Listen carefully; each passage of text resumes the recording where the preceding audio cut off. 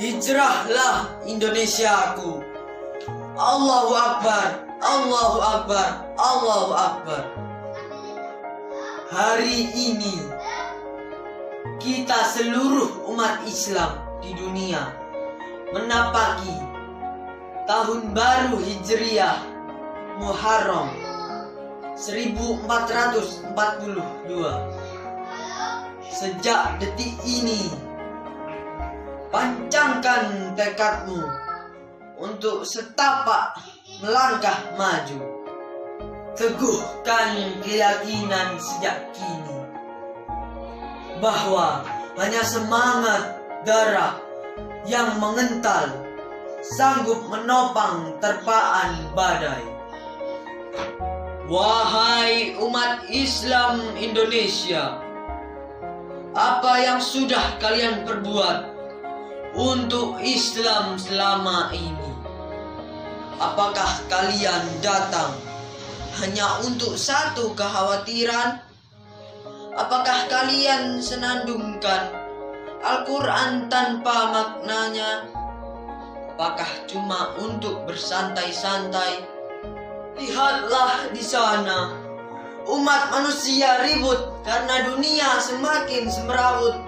Umat manusia bingung karena kebutuhan makin membumbung. Umat manusia pusing karena para pemimpin saling bersaing. Ingatlah, martabat bangsa ada di tanganmu. Umat Islam, para pelajar, para pemuda Islam yang berakidah, yang berakhlak, yang berkarya, dan yang berilmu pengetahuan. Wahai umat Islam Indonesia, ayo gelegahkan semangat hijrah di dadamu. Satukan langkahmu dalam derap perjuangan. Kuatkan tekadmu. Jadikan Indonesia negeri baldatun thayyibatun wa rabbun ghafur. Allahu Akbar, Allahu Akbar, Allahu Akbar. Assalamualaikum warahmatullahi wabarakatuh.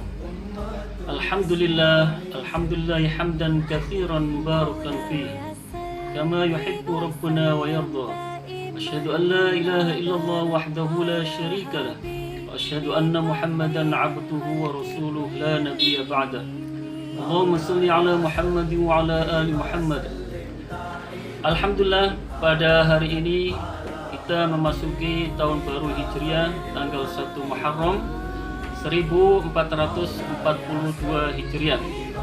Alhamdulillah, kita masih diberikan taufik, hidayah serta nikmatnya yang banyak oleh Allah Subhanahu wa taala sehingga kita bisa menikmati tahun baru Hijriah ini dengan suasana yang penuh dengan kegembiraan, keceriaan, dan motivasi menatap masa depan yang penuh dengan kegemilangan.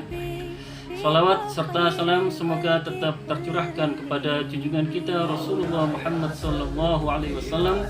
Semoga kita termasuk umatnya yang setia menjalankan sunnah-sunnahnya sampai akhir hayat kita.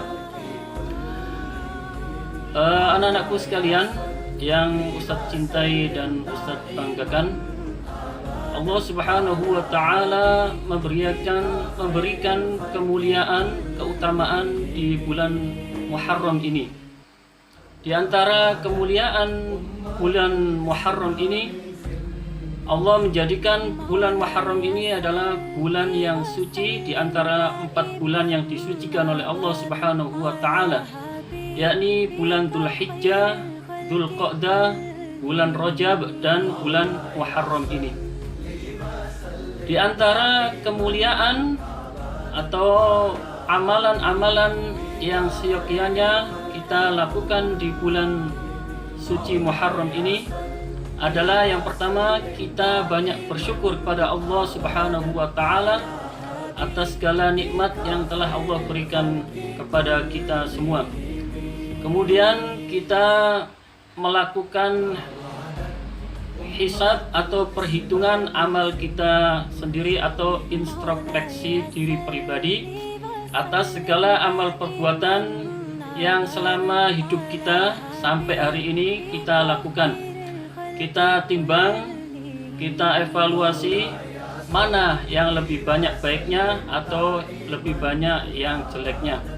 Allah Subhanahu wa taala berfirman di dalam surat Al-Hasyr, "Ya ayyuhalladzina amanu taqullah." Wahai orang-orang yang beriman, bertakwalah kepada Allah Subhanahu wa taala. Ya ayyuhalladzina amanu taqullah wal tanzur. Dan hendaknya setiap pribadi, setiap manusia, individu tanzur wal tanzur, ya, melihat, mengevaluasi diri. Nafsum ma qaddamat lighad, mengevaluasi semua amal perbuatannya yang telah lalu. Wattaqullah, dan takutlah pada Allah. Innallaha khabirum bima ta'malun. Sesungguhnya Allah Maha mengawasi apa yang telah kita kerjakan.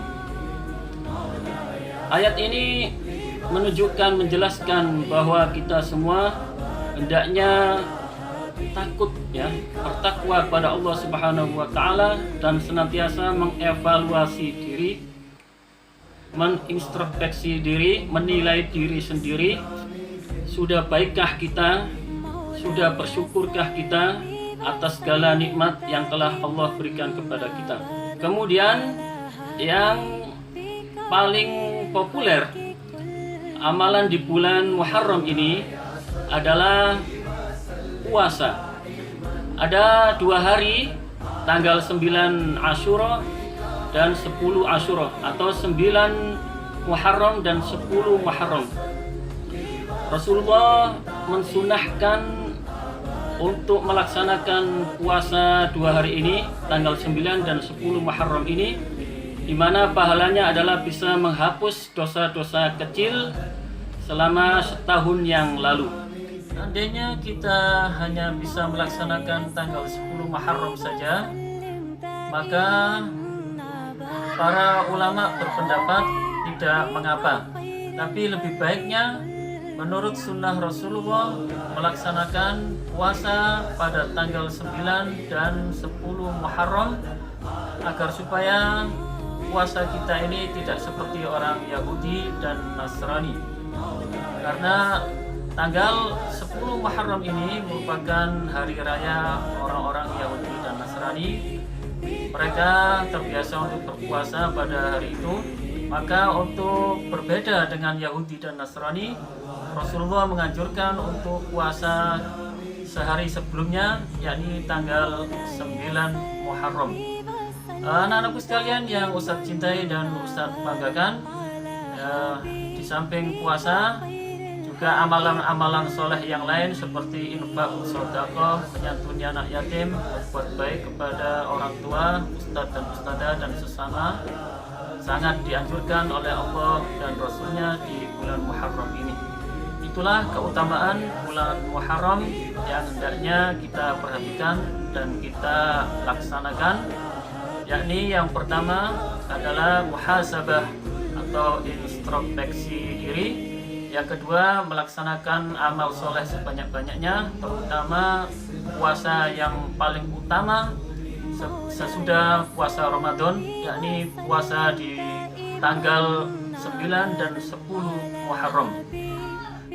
Anak-anakku sekalian yang Ustadz cintai dan Ustadz banggakan, keutamaan bulan Muharram yang hendaknya kita laksanakan, kurang lebihnya Ustadz mohon maaf yang sebesar-besarnya.